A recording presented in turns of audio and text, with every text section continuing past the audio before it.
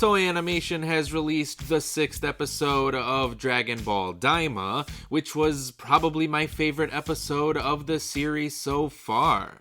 Because while nothing about the show has been particularly bad, nothing about it seems particularly exciting or special either.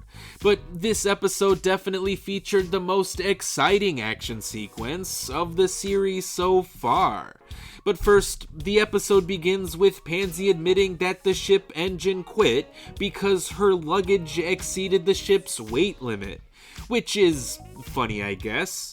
So once the engine is repaired, they leave some luggage behind and take off again. And this is where we learn some interesting lore about Supreme Kai species, the Glinds.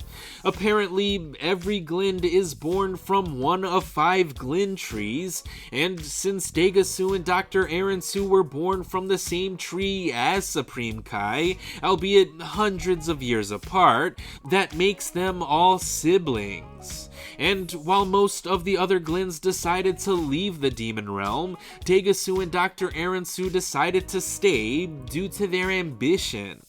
And that ambition might be paying off, since Degasu seems to be King Goma's right-hand man, and Dr. Aransu has Glorio bringing Goku straight to her. That's right, after weeks of wondering about what Glorio's true intentions are, we finally learned that he's secretly working for the mad scientist Dr. Aransu. Though what exactly she wants with Goku still remains to be seen. As the group sleeps, a Minotaur shows up and intends to eat them, so Goku and Glorio argue about who should get to fight it off. And their pissing contest leads them into a bout themselves, one where they can observe just how powerful Glorio really is. And this was easily my favorite sequence from Daima thus far.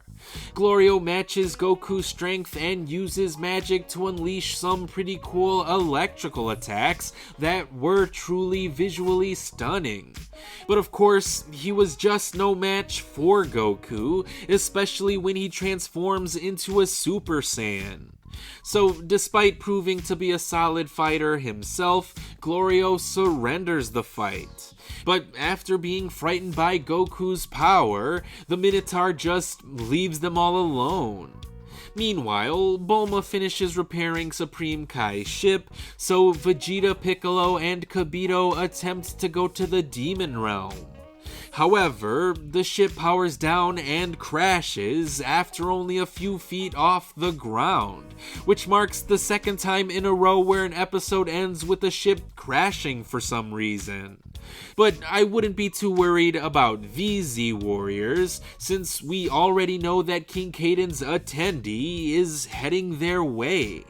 I do want to know how the other Z-Warriors are doing though, especially since we haven't seen any of them since episode 2. I imagine their lives as children may be a bit weird, so I wouldn't mind checking in with the rest of the group.